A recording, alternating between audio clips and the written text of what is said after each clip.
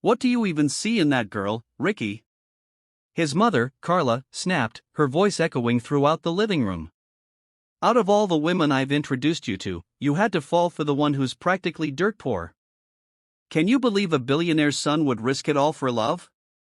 Stay tuned to Dark Voices to find out. Ricky frowned, staring at his mother. Mom, I'm not judging Isabel by her social status. Carla's face twisted with disapproval. And what will people say? What will my friends think when they find out my only son is dating a girl from the bottom of the barrel? It's humiliating, Ricky. Ricky shot up from the sofa, disbelief written all over his face. Really, Mom? You're more concerned about what people will say than your own son's happiness? She didn't respond. His words had stunned her silent. I don't care what people say, Ricky said firmly. I love her, and she loves me. Carla scoffed. Are you sure she loves you? Are you sure it's not your money she's in love with? Will Ricky's love stand the test of his mother's schemes? Keep watching Dark Voices to uncover the truth. Ricky held his head high and nodded. Of course, I can see it in her eyes. I feel it when we're together. I'm genuinely happy when I'm with her. But Carla shook her head. You don't know women these days, Ricky. They can fake anything. They'll act like they love you just to win your trust. Then what? Break your heart and drain your bank account. Wake up, son. Ricky ran a hand through his hair in frustration. You know what, Mom? It doesn't matter how much I explain. Your mind's made up. We're getting nowhere. Carla slammed her hand on the table, equally frustrated. This relationship of yours will only end in heartbreak. Mark my words. She pointed a finger at him. Break up with that girl, Ricky, or else don't expect to inherit anything from us. Ricky's brows furrowed as he stared at his mother. So be it, then. I've told you I don't care about the money. What matters to me is my happiness. And with that, Ricky walked out of the library, ignoring Carla's voice as she called out to him repeatedly. You argued with your mom again? Isabel asked, surprised, as she sat down the coffee she'd just made. Ricky nodded silently. Is it because of me again? She asked with a heavy sigh. I don't want you two fighting because of me. Ricky sat down beside her and took her hand. We only argue because she doesn't see you for who you are. Why can't she just give you a chance? She judges you without even knowing you. Isabel gave him a small smile and gently tapped his hand. I understand. She's your mom. Of course, she's just worried about you. Let's try to understand her, too. Maybe one day she'll come around and accept us. Ricky exhaled deeply and brushed a strand of hair from Isabel's face. You're so kind, Belle. Why can't she see that? He sighed again and added, anyway, I don't care what my mom or anyone else thinks. What matters is that we love each other. Isabel nodded and smiled softly. Ricky pulled her into a hug. He didn't care what others said. He knew what they had was real. Doctor, how's my mom doing? Isabel asked nervously. The doctor sighed. We're going to need a stronger dosage for her medication. Her current treatment isn't working anymore. Isabel's face fell. She'd thought her mother was getting better, especially since she always seemed lively when they talked. It's okay, Doc, Isabel said. I don't care how much it costs. I just want her to get better. The doctor nodded and left. Isabel took a deep breath and composed herself before stepping into her mother's hospital room. Good morning, Mom. How are you today? I brought you some fruit, she said cheerfully, setting the bag down on the side table. Her mother, frail and aging, managed to smile. I'm feeling much better. I could probably go home already. Isabel shook her head. Don't say that, Mom. You still need treatment to make sure you're fully healed. She peeled an orange and handed it to her mother, who could only sigh. You're wasting your money on me, sweetheart, her mom said. I could rest just as well at home. A few herbal remedies would do the trick. Isabel took her hand gently. I don't care about the money or the cost. Don't think about that. I'll find a way to pay for everything. All you need to focus on is getting better. Her mom shook her head and looked away. I hate this, honey. I should be the one taking care of you. I should be working so you can go to school. Instead, you're the one working hard to pay for my treatments. I've never been a good mother. Isabel squeezed her hand. Don't say that, Mom. To me, you're the best mom in the world. I may not have grown up with riches, but I was raised in love, and that's all because of you. She wiped her mother's tears. Didn't you always tell me that the most important thing in the world isn't money? It's love. Her mother smiled weakly and caressed Isabel's face. I'm the lucky one, Isabel. You're a wonderful daughter. Isabel, eyes glistening, chuckled through her tears. Well, I guess I take after you. Her mom laughed lightly. Come here. Let me hug you. Isabel leaned in for a hug. I'll do everything, Mom. I'll go through anything as long as it means you'll get better. I'd rather suffer than lose you. Her mother didn't reply, just ran a hand down her back. Aunt, please, Isabel pleaded as she stood in the dimly lit kitchen. Do you have any extra money? I came up short for Mom's medicine. Her aunt glanced at her with irritation. Oh, stop it, Isabel. I don't care if you don't have enough, and I definitely don't care about your mother. Even after being turned down, Isabel continued to beg. Please, Aunt, I promise I'll pay you back once I get my paycheck. I'll do anything. I'll even kneel if I have to. She was about to drop to her knees when her aunt stepped back, scowling. Get up. You think kneeling will change my mind? Then something clicked in her aunt's mind.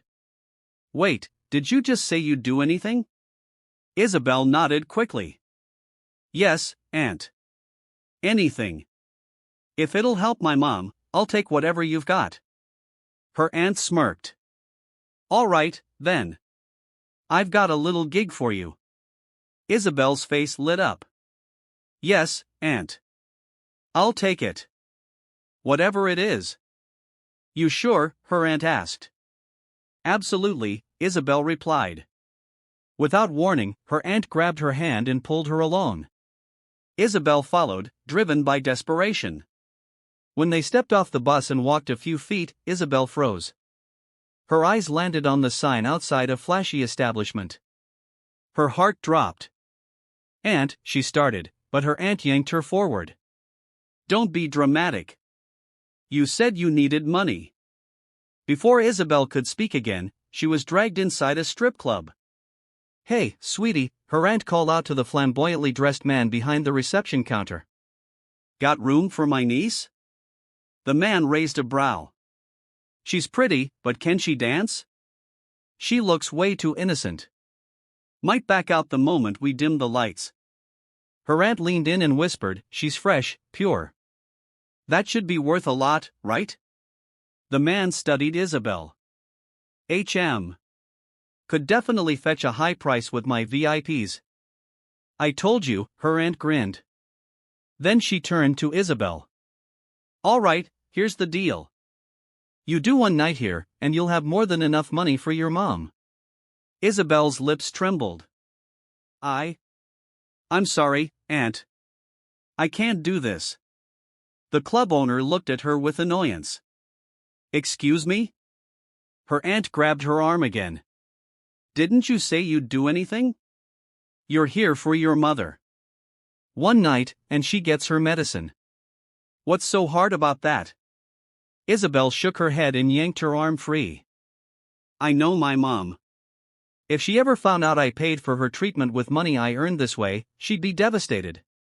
Without another word, Isabel stormed out of the club. Her aunt's angry voice trailed after her, but she didn't stop. Tears streamed down her face as she stepped into the street. She wiped her eyes, trying to stay strong. No matter how badly she wanted to save her mom, she just couldn't sell herself. So, this is where you work? Isabel turned, stunned. No, ma'am. I don't work here. But Carla cut her off. I want to talk to you. Not here. Isabel's heart pounded as she followed her into a sleek, high-end restaurant. They didn't exchange a word on the way. Once seated, Carla ordered food and began eating without offering Isabel anything. Isabel sat stiffly, empty-handed, feeling her throat tighten. Let me explain, ma'am, she began. I didn't go there to work. My aunt tricked me. She said she had a job for me. I didn't know it would be that. Carla dabbed her lips with a napkin, unfazed. I don't care about your job. What I care about is that I don't like you for my son. Isabel lowered her gaze. I know your mom's sick. I know you need money. Isabel's head snapped up. How do you know that? Carla smirked. Oh, please. You think I wouldn't have you investigated? Isabel took a deep breath, steadying herself. I want you to know that I didn't approach Ricky for his money, she said softly. I love him. Carla scoffed. Oh, spare me the sob story. A beggar like you? Please. Isabel clenched her jaw but said nothing. She still had respect for Carla for Ricky's sake. Carla pulled out a check and laid it on the table. $1 million. That should be enough to cover your mom's treatment. Isabel stared at the check, overwhelmed. This is for my mom? She asked. Carla nodded. Isabel's eyes filled with tears.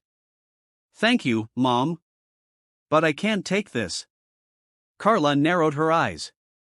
What? I didn't start a relationship with your son because of money. He came to me. I didn't chase him.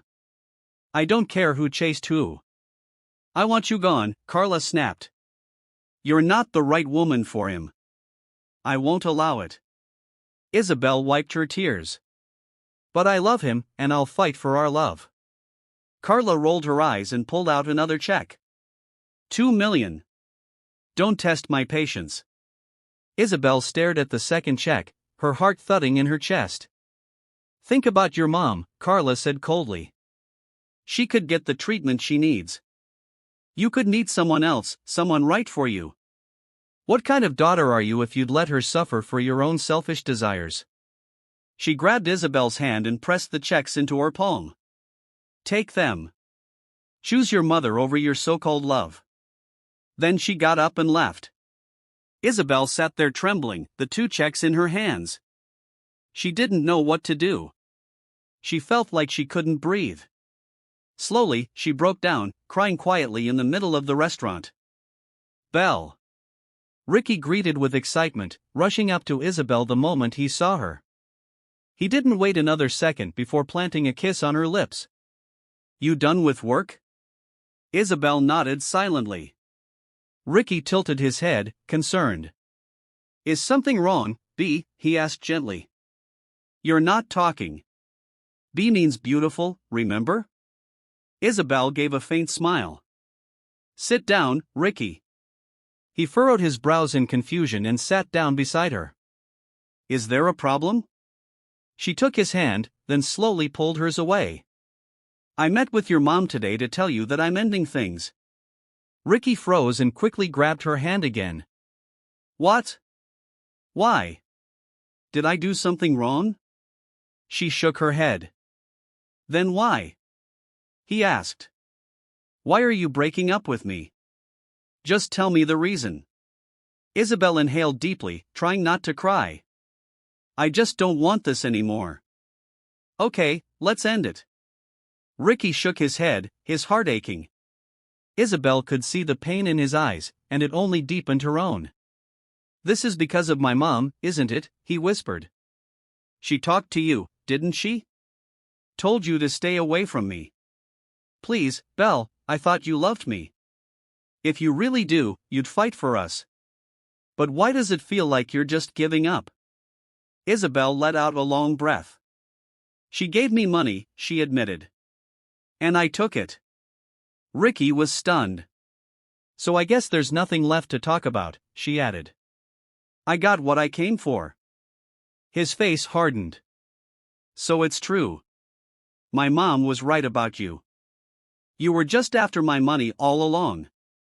Isabel stared at him, tears threatening to fall. Ricky scoffed. Now that you've got what you wanted, you're leaving me. Without another word, Isabel stood and walked away. Ricky didn't move. He couldn't. It was as if all the air had left his body. He sat there, too stunned to even blink, allowing her to leave. As soon as she boarded the next city bus, the tears came pouring out. She didn't want to hurt Ricky. He was the only man she had ever loved this deeply. They had been so happy, but life wasn't fair. Love wasn't enough. She wiped her cheeks with the back of her hand. Maybe with the money Ricky's mom gave her, she could finally get her mother the treatment she needed. That was what mattered now. Ricky was in the middle of discussing a report with his secretary when his office door swung open. "Step out," he told her. She nodded and left just as his mother barged in. "You had a dinner date with Na last night and didn't show up," Carla barked. Do you know how ridiculous she looked waiting there alone? Ricky rubbed his temples. "I forgot, Mom." "You forgot?" Carla echoed incredulously. "She said she tried to call you but couldn't get through." "My phone died. You know, I've been managing the new branch in Illinois. I've had a lot on my plate." "You're going to Illinois now? What about Na?" she demanded. "The wedding's just a few months away." Ricky stood and began organizing his files. "You're the one who wants that wedding. You plan it. And you don't?" she snapped, stepping in front of him. "This is your wedding, too, Ricky. You should care." Ricky met her gaze. "I didn't want to marry Na in the first place. Remember? You insisted. You're the one who likes her. I said no so many times. But you never listened. Now that I've finally agreed, don't expect me to throw myself into it. You handle it. If you'll excuse me, I have a meeting." He brushed past her and left. Carla stood frozen, fuming, watching her son walk away from the future she had planned for him. "And Carla, is Ricky around?" Na asked as she stepped into the office later that afternoon. She held up 2 paper bags. "I brought him food." Carla sighed, forcing a smile. "Sorry, sweetheart. He just left for a meeting." Disappointment clouded Na's face. "Why do I feel like he's avoiding me? Did I do something wrong?" Carla took her hand. "Of course not. He's just really busy. The company's expanding.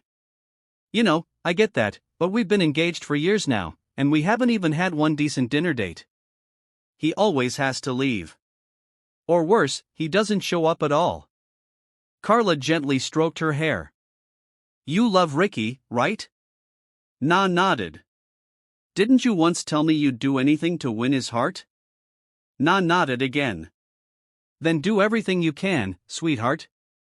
Be patient, and once you give him a child, he'll love you, too." "I know it." Na hesitated. "What if he doesn't want to go through with the wedding?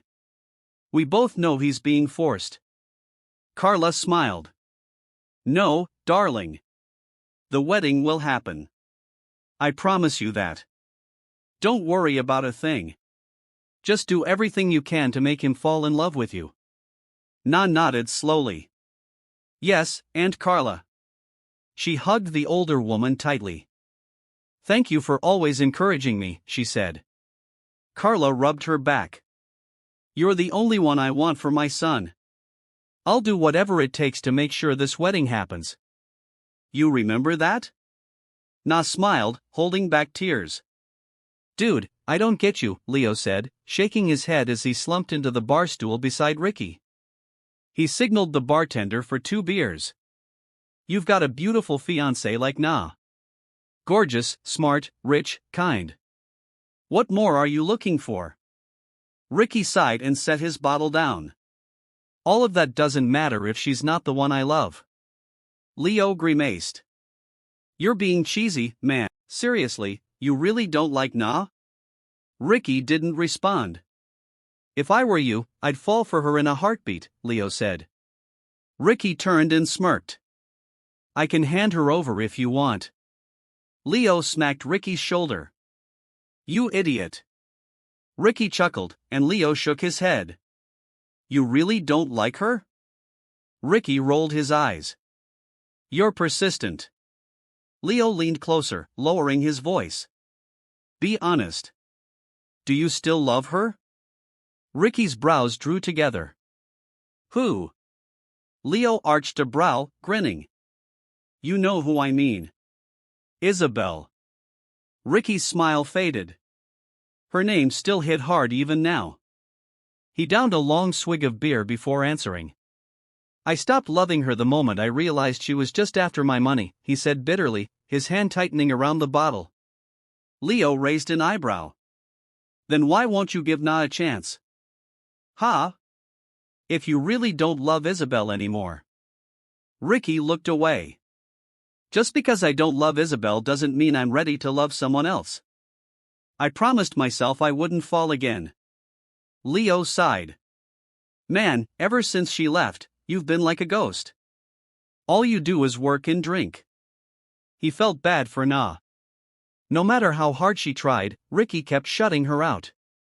She wasn't the one he loved. Ma'am, I'm really sorry, but you can't go in there, Ricky's secretary said nervously as the door opened behind her. Ricky looked up from his desk. I already told her you were busy, the secretary added, flustered. But she insisted. Na stood with her hands on her hips, clearly irritated. Don't you know who I am? She snapped. I'm his fiancée. We're getting married in a few months. Ricky gave his secretary a nod. It's okay, Mona. You can step out. Mona left quickly, and Na marched toward Ricky. You should tell your secretary off. She didn't even recognize me. I want her fired. Ricky sighed. First of all, I'm not firing her just because you don't like her. Second, she knows exactly who you are. She was following my instructions not to let anyone in. I'm working. But I'm your fiancé, Na pointed out, touching her chest. Ricky took a deep breath and returned to his paperwork. You're already like this, and we're not even married yet, he muttered. Na paused, realizing how she sounded. Sorry, I didn't mean to overreact. I was just upset. What do you need? He asked, not looking up. She stepped forward and placed a thermal bag on his desk. I cooked your favorite. Ricky's hand hovered over the zipper of the bag, and for a second, the smell of the food brought him back to better times. But the moment passed, and he straightened. Thanks, but I have a meeting. Maybe next time. He stood and grabbed his briefcase. Na caught his wrist. When is next time? Dinner tonight? I've got a flight to Illinois tonight, he replied. She frowned. You're leaving again? I need to check on the new branch. I have to go. And with that, he walked out, leaving Na standing there, her shoulders slumped. Later that evening, Ricky arrived in Illinois and headed straight to the construction site of the new branch. So far, everything's on track, the foreman reported. We're on pace to meet the deadline, Mr. Lawson. Ricky nodded, glancing up at the steel frame of the building. When the inspection wrapped up, he returned to the hotel. He stared out the window at the city lights, sighing deeply. He could fly back to LA tomorrow, but he didn't want to. Going back meant dealing with his mother and the wedding he didn't want. He wondered if Isabel hadn't lied to him. If things had been different, would they have had a child by now? Would they be a happy family? Ricky shook his head. What the hell am I thinking? He needed a drink, a strong one, anything to get her out of his mind. He headed to a bar nearby. The noise, the lights, the people, it all blurred together as he drank. Women approached him, smiled, flirted. He ignored them all. In his mind, he was alone. Oops, I'm so sorry, Isabel said, smiling apologetically as she bumped into the waiter. No worries, the man replied, smiling back. Ricky, sitting at the bar, froze mid-sip. Even over the noise, he heard that voice, one he hadn't heard in years. His chest tightened. He turned toward the sound and saw her Isabel. She hadn't noticed him. She was still smiling politely as she walked away. He stood, dazed, and began following her through the crowd. He couldn't take his eyes off her, terrified that if he blinked, she'd disappear again. She stopped suddenly. Two men had blocked her path. "Are you alone, sweetheart?" one of them asked, the other grinned. "Why don't you join us? You'll have a good time." Isabel tried to keep polite. "Sorry, excuse me." She tried to walk past. One of them grabbed her arm. "Don't be shy. You know you want to." "Let me go," she said, jerking back. The second man laughed. "So, you want a gentleman, huh?" They exchanged glances, clearly amused. "But a little rough around the edges doesn't hurt, right?" Isabel's smile faded. "I said, let me go, or I'll scream." The men laughed louder. "You think anyone will hear you in here?" One sneered. "This is a bar. We do what we want." Isabel yanked her arm again, but the man's grip only tightened. "We could just say we're fighting like lovers do," he said. "Who's going to stop us?" She gritted her teeth. "Let me go." When he still didn't, she kneed him hard. He let out a yelp, but instead of releasing her, his grip only grew stronger. "You want to play rough?" Isabel shut her eyes tight, bracing for a slap, but it never came.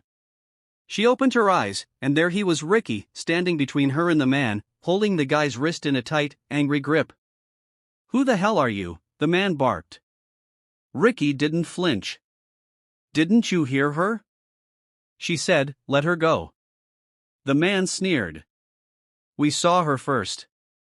Go find someone else. Or better yet, wait your turn." Ricky's fist flew. Chaos erupted. The bar staff tried to break them up. The two men ended up stumbling outside, nursing bruises. Ricky had only landed one solid punch, but it was enough to knock them off their game. "Are you okay?"